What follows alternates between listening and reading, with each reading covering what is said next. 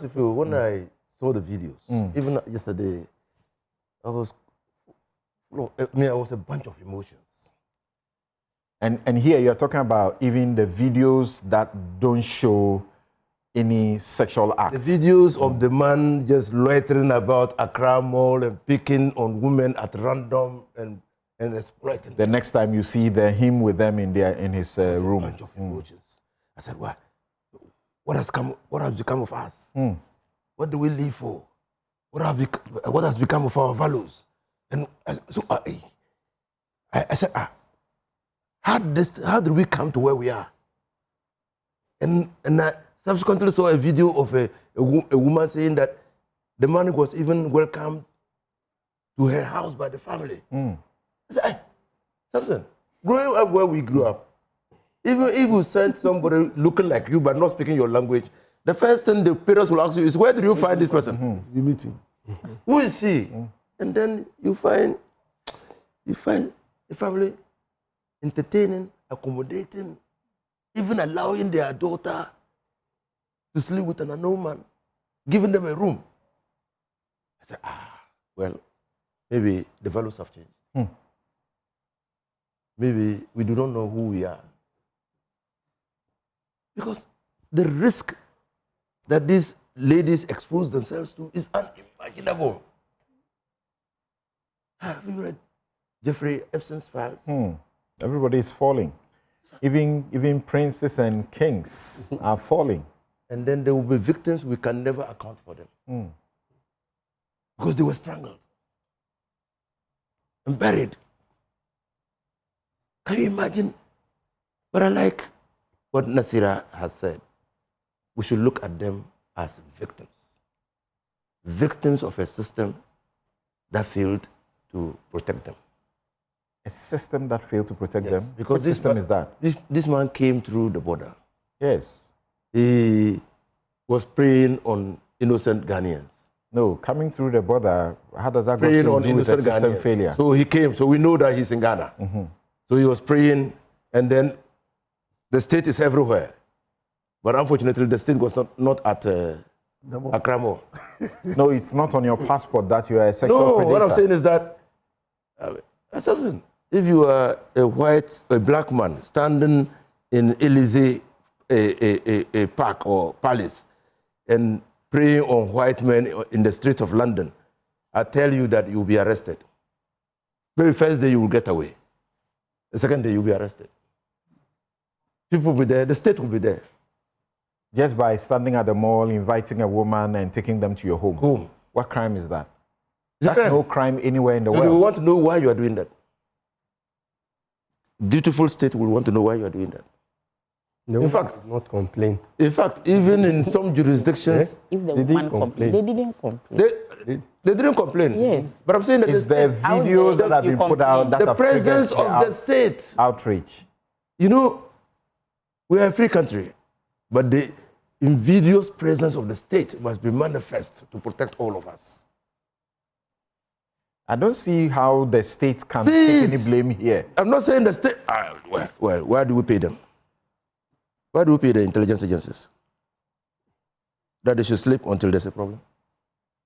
That's what you think?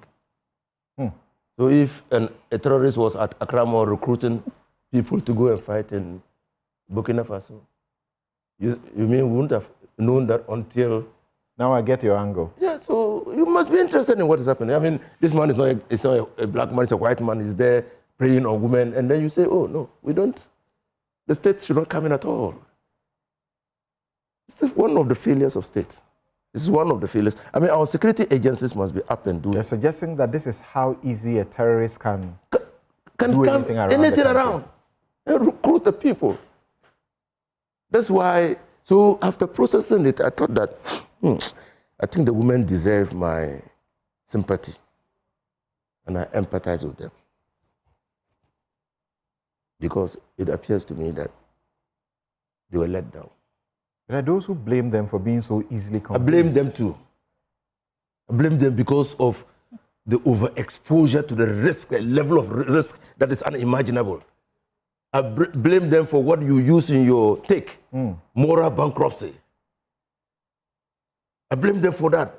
I blame them for failing to know who they are. They are somebody. They are people. And she's also made a point about it, about our parents insulting us in ways that deplete, reduce, wither away our confidence that we can say. But in the same video, you find 2 or 3 people say that no, we're not going. Okay, so you see that yes, it appears to me that probably it's a social experiment gone awry. I mean, anybody could be doing that experiment. What do we live for as Ghanaians? What do a woman live for? How easy is it to prey on Ghanaian women? What moves them to follow a white man they have never known to his home? Or Are you hopeful the state will be able to bring some justice to the victims? So at the state level, in terms of the implementation of our laws, the state is responding. The state is not concerned with the morality of the issue. The state clearly makes a distinction. She spoke about counseling. I understand they are doing that. They are seeking to do that for them, do that because, for the victims. Because even prostitutes do not engage in that act publicly, do they? And so they should do that. I mean, sex is inherently a private matter. And then this private affair has now been all over the media, the internet. So they should do that. They should do that. And that's, I mean, in conclusion, I think that it's an offense to share a video of a person who has not given his consent to be recorded in the first place. By the Cybersecurity Act, the minimum is 10 years, the maximum is about 25 years. The problem is that, yes, so the problem is that this Russian or whatever he is not in the jurisdiction.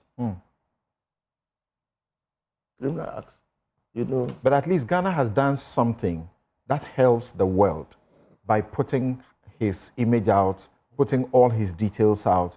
If other countries where he has done this, we understand in Nigeria and elsewhere. In Kenya. Kenya. Yes. It might be a different person. If the same thing had happened there, perhaps, I don't know what happened, but we may have taken a cue. Those who were, you know, answering his calls, I suppose most of them are on social media and they may have seen and be careful. So I agree with you. So what we have done, we have been proactive to extend in warning other countries that there's this predator out there and his target is women. He doesn't discriminate, married or unmarried, he just goes. He may not even be granted access entry into those countries. Those countries, yes. So what we have done is good. But again, and he does that with impunity. Yeah. Can you imagine? You know, with some level of impunity. Oh, goodness. One doesn't even understand his motives. Was he doing that for fun? Was he doing that for money? Because I hear he has an Instagram account that you have to pay to view. So the exploitation was real. Okay? Both in terms of exploiting them as human beings and commercializing that activity. It's totally unacceptable. Interesting. So